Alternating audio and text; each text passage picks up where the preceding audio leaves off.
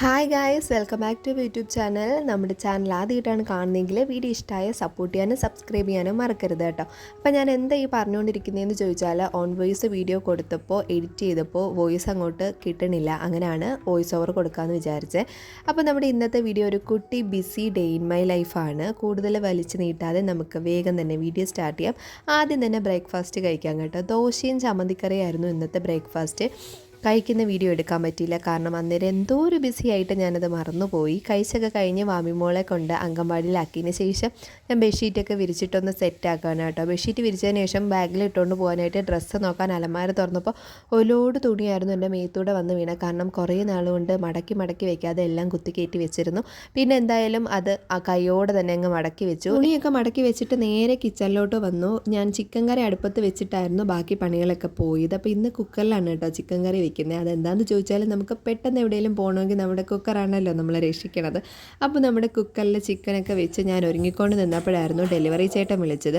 Delivery ചേട്ടൻ്റെ അടുത്ത് പോയി സാധനം വാങ്ങിച്ചു. സാധനമൊക്കെ വാങ്ങിച്ചു വന്നപ്പോൾ ഞാൻ വിചാരിച്ചു ഒരു അൺബോക്സിങ് വീഡിയോ എടുക്കാമെന്ന്. അങ്ങനെ ഞാൻ വീഡിയോ എടുക്കാൻ തുടങ്ങിയപ്പോൾ ഏട്ടൻ വന്നു. ഏട്ടൻ റെഡിയായി നിൽക്കുകയാണ്. വരുന്നില്ലേ, മണി 11 ബാങ്കിലെ തിരക്കാവും എന്നും പറഞ്ഞ് എന്നോട് നല്ലതായിട്ട് വഴക്കിട്ടുകൊണ്ടിരിക്കുകയാണ് കേട്ടോ. ഞാനിതൊന്നും മൈൻഡ് ചെയ്യാതെ ഞാൻ വീഡിയോ എടുത്തുകൊണ്ടിരിക്കുകയാണ്. കാരണം എന്തെങ്കിലും ഒരു സാധനം വന്നാൽ അത് അപ്പം തന്നെ തുറന്ന് നോക്കിയില്ലെങ്കിൽ എനിക്കൊരു സമാധാനം കാണില്ല.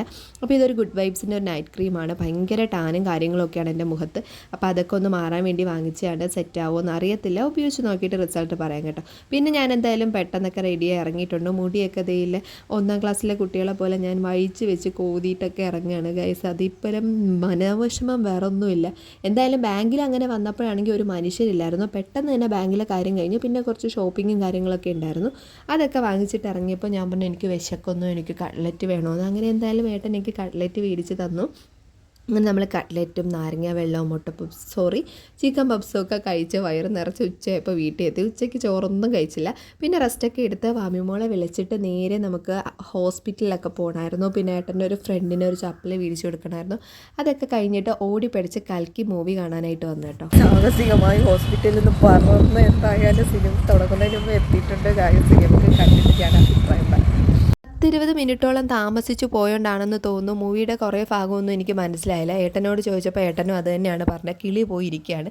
എന്തായാലും പുറത്ത് വന്ന് നമ്മുടെ ഈ ഒരു ചായയും പോപ്കോണും കിട്ടിയപ്പോഴായിരുന്നു അതിനെക്കാട്ടി ആശ്വാസം കേട്ടോ. പിന്നെ എന്തായാലും സിനിമയൊക്കെ തീർന്നൊരു 10 മണിയൊക്കെ ആയപ്പോഴത്തേക്കും വീട് പിടിക്കാനുള്ള ഇടം നോക്കി. കാരണം കാലത്ത് തൊട്ടുന്ന ട്രാവലായിരുന്നു. നല്ല വിശപ്പുണ്ട്. ഉച്ചയ്ക്ക് ചോറൊന്നും കഴിക്കാത്തതുകൊണ്ട് തന്നെ പോകുന്ന വഴിക്ക് ഏട്ടൻ എന്തായാലും പൊറോട്ടയും ചിക്കൻ ഫ്രൈയും മേടിച്ചു. കറി വീട്ടിൽ തന്നെ ഉണ്ടായിരുന്നുകൊണ്ട് കറിയൊന്നും മേടിച്ചില്ല. വീട്ടിൽ വന്ന് മാക്കം കഴിക്കുകയാണ് കേട്ടോ. എൻ്റെ പാത്രത്തിൽ ഇരിക്കുന്ന അളവ് കണ്ട് നിങ്ങൾ കണ്ണ് തള്ളണ്ട. കാരണം ഉച്ചയ്ക്ക് പോലും ഒന്നും കഴിക്കാത്തതുകൊണ്ട് നല്ല വിശപ്പുണ്ട്. അങ്ങനെ എന്തായാലും അടിപൊളി പൊറോട്ടയും കറിയായിരുന്നു. അതിനെക്കാട്ടി കറി ഞാൻ ഉണ്ടാക്കിയതായതുകൊണ്ടല്ല പറഞ്ഞത്, അടിപൊളിയായിരുന്നു. കാരണം രാത്രിയാകുമ്പോൾ സെറ്റായിരിപ്പുണ്ട്. ചിക്കൻ ഫ്രൈ ആയിരുന്നു അതിനെക്കാട്ടി എനിക്കിഷ്ടപ്പെട്ട. ഭയങ്കര സോഫ്റ്റ് ചിക്കൻ ആയിരുന്നു കേട്ടോ. അടിപൊളിയായിരുന്നു. 5 മൂട്ടനായിരുന്നു മേടിച്ചത്. സംഭവം കൊള്ളാം. അപ്പോൾ ഇന്നത്തെ ഈ ഒരു കുട്ടി വീഡിയോ ഇത്രയേ ഉള്ളൂ. ഇഷ്ടമാവുകയാണെങ്കിൽ സപ്പോർട്ട് ചെയ്യാൻ മറക്കരുത്. പുതിയൊരു വീഡിയോ ആയിട്ട് നാളെ കാണാം.